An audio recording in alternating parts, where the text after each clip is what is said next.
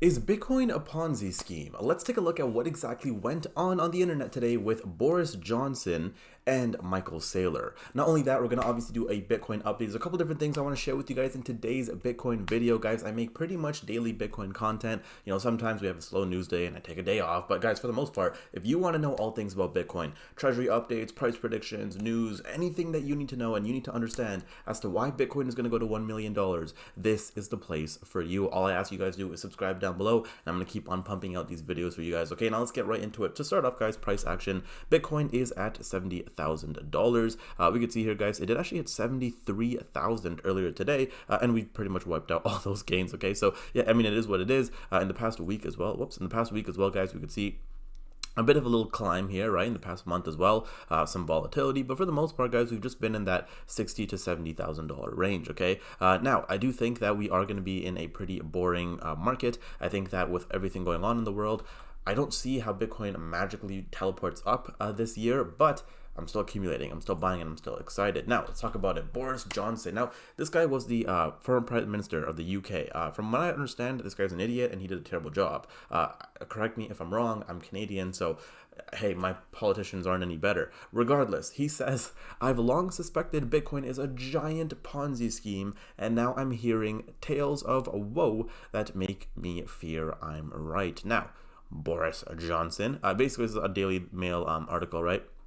And there's some funny context that was added, and Saylor clapped back, okay? Now, you guys can go, oh, you have to actually pay to do this shit. Wow, that's insane. I hate how news articles are like this, by the way. Anyways, Saylor says, Bitcoin is not a Ponzi scheme. A Ponzi requires a central operator promising returns and paying early investors with funds from the later one. So for those that don't understand, guys, it's a triangle, right? So for example, if I'm the leader, I tell you, hey, you're gonna make 50 bucks if you can get everyone else to pay me 70 bucks, right? And that person goes and they pay you, and then you pay me, and then there's a guy under him, and that guy pays even more money. And basically, it's like a pyramid scheme, right?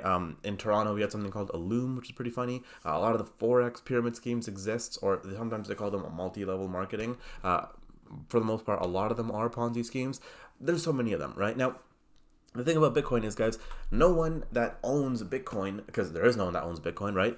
No one's telling you, oh, buy Bitcoin, right?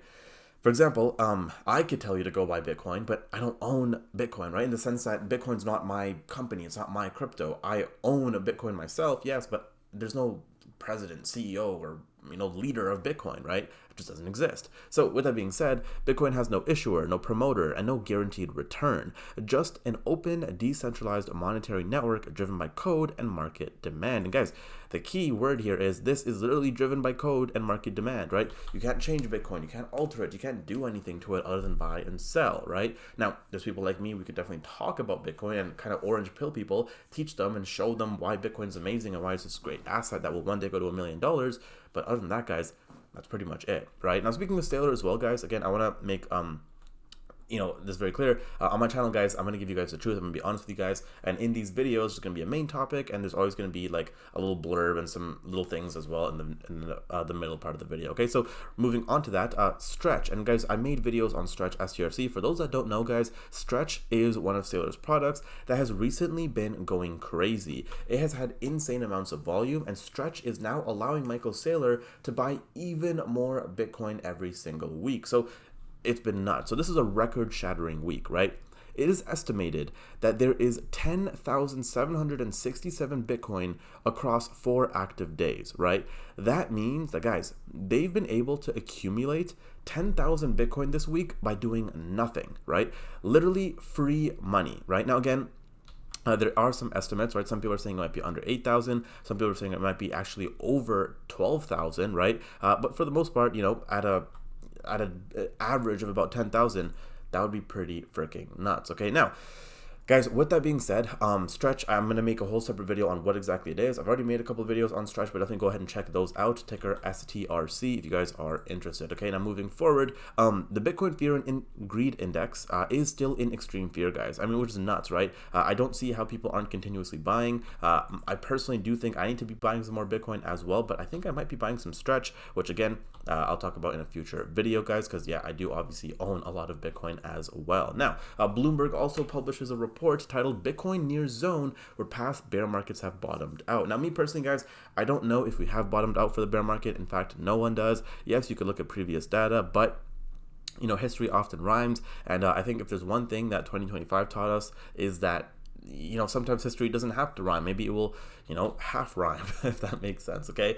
Some more bullish news though, guys. Bitcoin supply on exchanges are headed towards new lows. Obviously, this is bullish because, guys, Saylor is literally buying more Bitcoin than is being mined right now. And if exchanges are running out of Bitcoin, it's eventually going to get to a point where the price has nothing to do but go up. Very similar to what we're seeing with the whole oil situation with Iran and that Strait of Hormuz that they closed, right? And not only that, guys, just imagine if Bitcoin does what silver and oil just did. Again, I'm not saying it's impossible for Bitcoin to teleport up because we've seen it happen with silver, gold, and oil. But what I'm saying is, I'm not relying on it, right? If it happens, great. I'll definitely be taking profits. I'll definitely be very excited. I'll definitely make videos about it. But for the most part, my strategy is just accumulating Bitcoin at a cheap price and continuing to grow my Bitcoin bag. But guys, that is going to be it for today's video. If you guys did enjoy, I want you guys to leave a like, subscribe down below, and I'll see you guys in the next one. Take care.